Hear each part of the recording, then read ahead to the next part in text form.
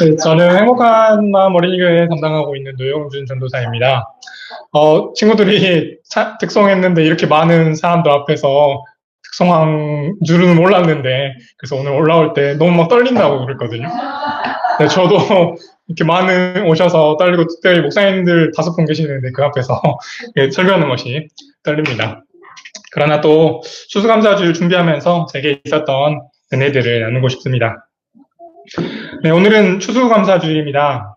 잘 아시다시피 한국의 기독교는 미국의 선교사님들의 영향을 많이 받았고, 추수감사주일 역시 미국의 기독교에 그 뿌리를 두고 있습니다. 마침 주보에 보면 추수감사절의 유래에 대해서 목사님께서 자세히 볼 수 있게 해주셨습니다. 그래도 제가 조금 말씀드리면, 영국에서 일어난 종교개혁을 불완전한 것으로 평가한 사람들이 있었는데, 그 사람들을 저희가 청교도인이라고 부릅니다. 그래서 청교도인들은 영국 땅에서 핍박을 받아서 이제 자유를 찾아 영국으로 떠났습니다. 1620년에 배를 타고 떠나서 같은 해 11월에 미국 땅에 도착했습니다. 그들이 미국에 정착하면서 살면서 1년이 지난 1621년 11월, 네, 지금도 11월이죠. 그 11월에 가을이었고, 또 수확한 후에 음식을 나누는 것이 오늘 우리가 모인 추수감사주일의 시작이었습니다. 얼마나 즐거웠을까 싶습니다. 한 해 동안 하나님께서 지켜주시고, 또 보호해주시고, 공급해주셔서 농사가 잘 되고, 또 풍성한 수확이 있었고, 맛있는 음식과 잔치가 있었으니 말입니다. 그것도 고향 땅을 떠나서 새로운 땅에서 드린 추수감사절이었습니다. 한 해 동안 결실을 보면 감사가 절로 나왔을 것입니다. 또 추수감사절이니까 감사에 대해서 조금 더 말씀드리고 싶습니다. 이 감사라는 말을 제가 찾아보니까 히브리어로는 토다라고 한다고 합니다. 토다라는 말은 야다라는 단어가 어원인데, 야다는 알다, 인정하다, 고백하다라는 뜻을 가지고 있다고 합니다. 근데 이 야다를 우리가 몸으로 동작으로 표현해 보면 이렇게 손을 들어서 하나님을 인정하는 것입니다. 또 어린이교회에서는 이렇게 같이 해보거든요. 한번 같이 해보실까요? 손을 이렇게 들고. 네. 이렇게 들면, 하나님이 계십니다. 내 삶의 주인이십니다. 나보다 더 큰 존재가 계십니다. 라고 하는 것이 야다, 감사다입니다. 네, 내리셔도 좋습니다. 네, 그래서 하나님이 내 삶의 주인이시다라는 사실을 인정하는 것이 야다, 감사라는 것입니다. 그래서 우리는 앞서 추수감사 주일의 풍성함을 바라보고 하나님을 인정하는 것입니다. 하나님, 내 삶에 이런 풍성함을 주셔서 감사합니다. 내 삶에 풍성함을 주시는 하나님께서 존재하시고 계시는군요. 내 삶의 주인이시군요. 그래서 감사합니다. 하나님을 인정합니다. 라고 고백하는 것입니다. 네, 오늘의 본문의 주인공이 되는 요나에게도 이런 감사의 고백이 있었습니다. 근데 이제 그 고백을 보기 전에 요나라는 사람이 누구인지 간단하게 말씀드리고 싶습니다. 요나는 이스라엘의 선지자였는데, 하나님은 이스라엘의 원수와 같은 나라의 도시인 니느웨로 가서 회개하라고 말씀하시기를 요나에게 명령하셨습니다. 근데 이제 원수 나라에 가서 회개하게 되면 요나가 그것이 싫어서 하나님의 명령을 피해서 반대쪽으로 도망갔습니다. 배를 타고 도망갔는데 이제 하나님께서 그 요나를 보고 폭풍우를 치셔서 배를 이렇게 흔들리게 하셨죠. 그래서 선원들은 요나를 바다에 빠뜨렸고, 하나님은 물고기 한 마리를 준비하셔서 요나를 삼키게 하셨습니다. 오늘 본문이 요나 2장이 뱃속에서 요나가 한 그 고백들입니다. 네, 앞서서 감사가 이렇게 손을 들고 하나님을 인정하는 것이라고 했습니다. 요나에게도 하나님을 인정하는 고백들이 있습니다. 2장 2절에서 이렇게 말합니다. 제가 한번 읽어보겠습니다. 내가 고통스러울 때 주님께 불러 아뢰었더니 주님께서 내게 응답하셨습니다.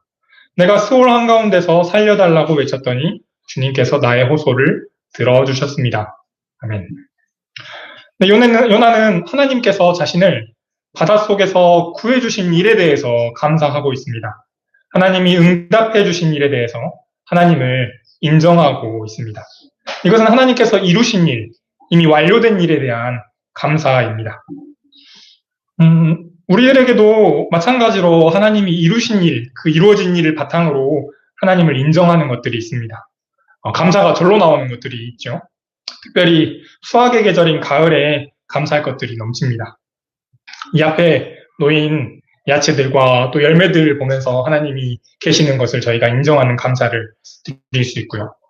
또 생각해보면 개인적으로는 회사에서나 또 가정에서 풍성하게 열매 맺는 하나님을 저희가 인정할 수 있습니다. 또 주보에 보면 이렇게 10가지 감사 제목을 적을 수 있게 돼 있거든요. 이렇게 10가지를 생각하면 우리 삶에 하나님이 어떤 것들을 주셨는지 또 감사할 수 있습니다. 설교를 준비하면서 나는 무엇을 감사할 수 있을까라고 생각했는데 저는 요즘에 감사 제목은 애호박입니다. 이렇게 애호박 하나 준비했습니다. 저는 시골에서 부모님 농사를 이렇게 돕고 있는데 여름부터는 부모님 도움을 받지 않고 오로지 제 일로 애호박 농사를 시작했습니다. 지켜보면 하나님이 이 애호박을 자라나게 하시고 또 열매 맺게 하십니다. 햇빛도 주시고 또 벌들이 꽃과 꽃들을 왔다 갔다 하면서 열매를 수정하게 하고 또 바람도 주셔서 그 안에 병충해가 자라나지 못하게 하는 하나님의 그런 은혜를 보면서 하나님 참 감사합니다라는 그런 고백들을 했습니다. 우리는 이렇게 하나님이 이루셔서 우리에게 주신 풍성한 열매에 대해서 그리고 좋은 결과에 대해서 감사할 수 있습니다. 이것은 어쩌면 마땅히 감사해야 할 일입니다. 그런데 성경은 오늘 조금 다르게 말합니다. 데살로니가 5장 17절입니다. 범사에 감사하라. 범사는 모든 일이죠. 좋은 일은 감사할 수 있습니다. 그러면 좋지 않은 일은 어떨까요? 우리가 어쩌면 당할지도 모르는 어려운 상황은 우리가 어떻게 감사할 수 있을까요? 이런 질문을 가지고 다시 청교도인의 이야기로 돌아옵니다. 그들이 드렸던 첫 추수감사주일을 한번 생각해 봅니다. 과연 그들의 추수감사주일은 감사할 만한 상황이었을까요? 풍성한 수확이 있었지만요. 그것이 전부였을까요? 저는 좀 아니라고 생각이 들었습니다. 왜냐하면 한켠에는 풍성한 농산물이 있겠지만 또 다른 한편에는 실패한 작물도 있었을 것이고 또 떠나온 고향에 비하면 그들이 살고 있는 그들의 거주지는 여전히 남루하고 보잘것없는 상황이었을 것입니다. 의료나 교육이나 치안 등 갖춰지지 않은 것들이 훨씬 많았을 것입니다. 그리고 이제 수확을 마친 그 땅은 텅텅 비어있는 논밭이었습니다. 게다가 102명이 영국에서 떠나왔는데 이 첫 추수감사주의를 드릴 때 남은 인원이 50명이 남았다라고 합니다. 절반 이상의 사람들이 그해 겨울에 혹독한 추위로 죽음을 맞이했던 것입니다. 아무리 수확이 많았다 한들 죽어가는 이들의 무덤을 두고 그들은 감사를 드렸던 것입니다. 그리고 또다시 서서히 찾아오고 있는 앞에서 다가오는 이 혹독한 추위도 그들을 기다리고 있었습니다. 그들에게는 감사할 수 없는 것들이 있었습니다. 제 이야기를 해보겠습니다. 여러분 오늘 연합예배라서 목사님들 이렇게 5분 계시는데 전도사인 제가 이렇게 설교를 하고 있습니다. 근데 사실 지난주 수요일에 제가 이렇게 목사 안수를 받고 이제 목사라는 이름으로 이렇게 설교를 하려고 이렇게 생각하고 있었습니다. 근데 이제 제가 조금 준비하지 못했던 것들과 그런 것들이 있어서 이제 안수를 받지 못하게 되었습니다. 뭐 안수 받고 안수 받지 못하고 이런 것들도 중요한 일이지만 그것들을 떠나서 준비하고 기대했던 일들이 틀어지는 것은 좋지 않은 상황으로 다가옵니다. 어쨌든 참 감사하기 어려운 시간이었습니다. 그런데 감사라는 주제의 설교를 해야 하는 게 저한테는 굉장히 아이러니였습니다. 그래서 어쩌면 오늘의 설교는 하나님 왜 하필 저에게 추수감사주의를 설교를 맡기셨나요? 이런 질문에 대한 대답을 찾아가는 과정이기도 했습니다. 근데 여러분 또 안 좋은 일은 이렇게 연달아서 겹친다라고 하죠. 또 감사할 수 없는 일이 생겼습니다. 제가 이 애호박 농사를 준비한 게 8월 여름부터였습니다. 이제 저희가 하우스가 있어서 하우스 안에 GGR 파이프를 이렇게 잘라가지고 나사로 이렇게 박았고요.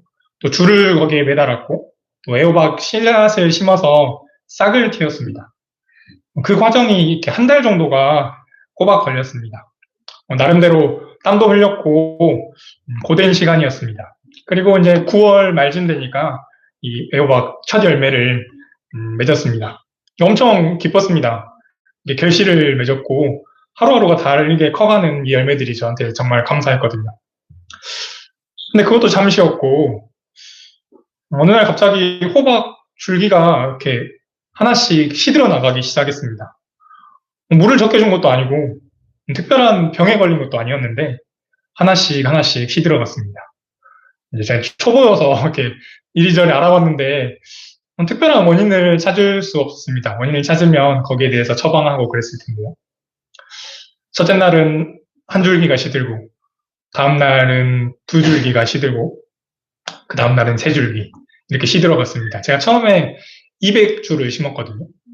근데 20주까지 이렇게 죽어 나가더라고요. 밤에 이렇게 침대에 누우니까 뭐 호박밭이 막 이렇게 생각이 났습니다. 아, 내일 아침에 밭에 가면 또 호박이 몇 줄기가 이렇게 시들어 있을까, 그런 것이 굉장히 두려웠죠. 그리고 또 여름에 그렇게 땀 흘려서 일했던 것들이, 고생스럽게 일했던 것들이 막 이렇게 생각이 났습니다. 오늘의 본문의 요나도 이런 비슷한 상황이었습니다. 요나는 물고기 뱃속에 있었기 때문입니다. 물고기 뱃속은 어두워서 빛이 없었습니다. 먹을 것도 없는 곳이었고요. 또 앞으로 요나는 자기 자신이 어떻게 될지, 여기서 나갈 수 있을지, 또 죽게 될지 모르는 그 물고기 뱃속이었습니다. 어쩌면 두려움의 장소, 또 괴로움의 장소, 희망이 보이지 않는 그곳에 요나가 있었습니다. 요나는 마땅히 감사하기에는 굉장히 어려운 상황, 그리고 감사할 수 없는 상황 속에 있었습니다. 물론 이제 본문 10절에 보면 하나님은 물고기에게 명령하셔서 요나를 육지에 뱉어내게 하십니다. 근데 중요한 구절은 9절 말씀입니다. 제가 한번 읽어보겠습니다. 그러나 나는 감사의 노래를 부르며 주님께 희생 제물을 바치겠습니다. 서원한 것은 무엇이든지 지키겠습니다. 구원은 오직 주님에게서만 옵니다. 아멘. 이런 물고기 뱃속에서 나온 것이 10절에 있습니다. 그런데 요나가 감사의 노래를 불렀다라는 그 구절이 9절에 있습니다. 조금 이상하죠? 우리는 보통 이렇게 해주셔서 감사드립니다 라고 이야기합니다. 그런데 요나는 아직 물고기 뱃속에 있음에도 감사를 드립니다. 두려움과 괴로움의 그곳에서 요나는 하나님께 감사를 드렸습니다. 아까 말씀드렸다시피 손을 들고 하나님을 인정하였습니다.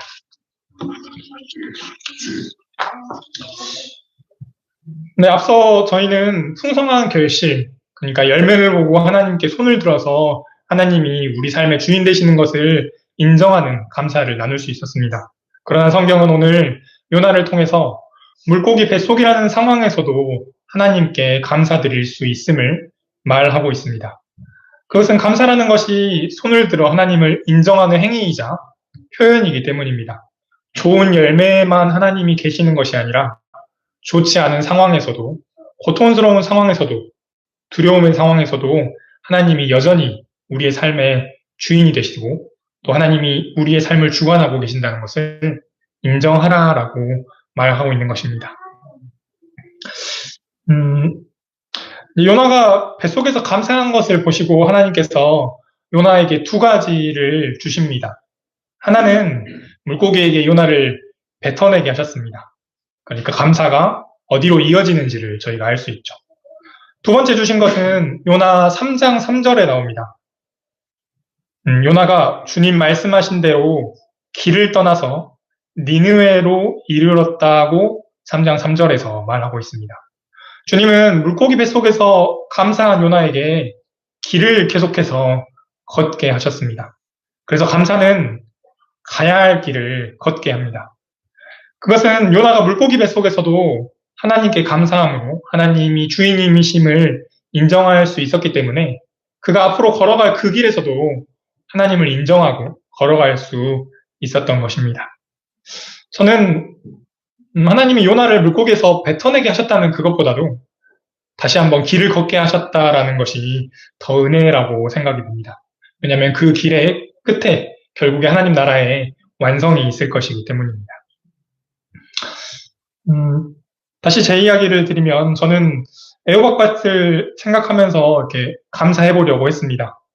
죽어가는 호박 줄기를 두고 감사를 하려고 했는데 그게 그렇게 막 쉽지만은 않았습니다. 호박이 죽어가고 있지만 여전히 내 삶의 주인이 되신 하나님께서 내 삶을 주관하신다라는 그 감사에 기도를 드리고자 했습니다. 어떻게 됐을까요? 호박이 계속해서 죽었을까요? 아니면 살아났을까요? 네. 네, 맞습니다. 호박이 죽어가던 것이 이렇게 멈추었습니다. 근데 이런 것은 이제 하나님께서 하셨을 수도 있고, 또 계절이 바뀌어서 호박이 튼튼해졌을 수도 있겠죠. 그러나 더 중요한 것이 있었습니다. 저는 호박이 죽어간 그 자리에 새로운 호박씨를 심기 시작했습니다. 새롭게 호박을 씌우기 위해서 싹을 틔우기 시작했습니다. 그 요나가 그 길을 다시 한번 계속해서 걸어 나갔던 것처럼 저도 저의 길을 다시 걷게 된 것입니다. 네, 청교도인들의 이야기를 다시 드립니다. 청교도인들의 추수감사주일은 결코 쉽지 않은 것이었습니다. 감사할 수 없는 것이 더 많았습니다. 그러나 그들은 그런 상황 속에서도 하나님께 감사드림으로 하나님을 인정하였습니다. 그렇게 감사함으로 하나님을 인정함으로 다시 다음에 다가오고 있는 또한 겨울을 지낼 수 있었습니다. 그들에게 주어진 길을 다시 걸을 수 있게 된 것입니다. 여러분, 그러나 감사할 수 없는 것을 감사하는 것이 결코 쉽지만은 않은 것 같습니다. 그러나 그때 예수님께서 또 우리를 도우시기를 바랍니다. 마태복음 26장 27절에서는 이렇게 말합니다. 예수님께서 하신 말씀입니다. 또 잔을 들어서 감사 기도를 드리신 다음에 그들에게 주시고 말씀하셨다. 모두 돌려가며 이 잔을 마셔라. 예수님께서 십자가에 못 박히시기 전날 이 잔을 나누신 거죠. 이 잔을 돌리시면서 감사 기도를 드리셨다라고 합니다. 그 잔에는 예수님의 피를 상징하는 포도주가 있었습니다. 내일 십자가에서 죽으실 그분이 그 전날에 감사를 드렸습니다. 그 전날에 하나님을 인정하셨습니다. 예수님도 마찬가지로 요나처럼 감사할 수 없는 그 잔을 들어서 감사를 드린 것입니다. 그 예수님께서 우리 안에 계시고 또 그분이 들었던 그 잔에 있는 그 피가 우리 안에 있습니다. 그래서 여러분, 감사할 수 있는 것들을 또 마음껏 감사하셨으면 좋겠고, 그 예수님의 피로 우리가 감사할 수 없는 것도 하나님을 인정하면서 감사를 드리는 저와 성도님들이 되었으면 좋겠습니다. 네, 기도하겠습니다.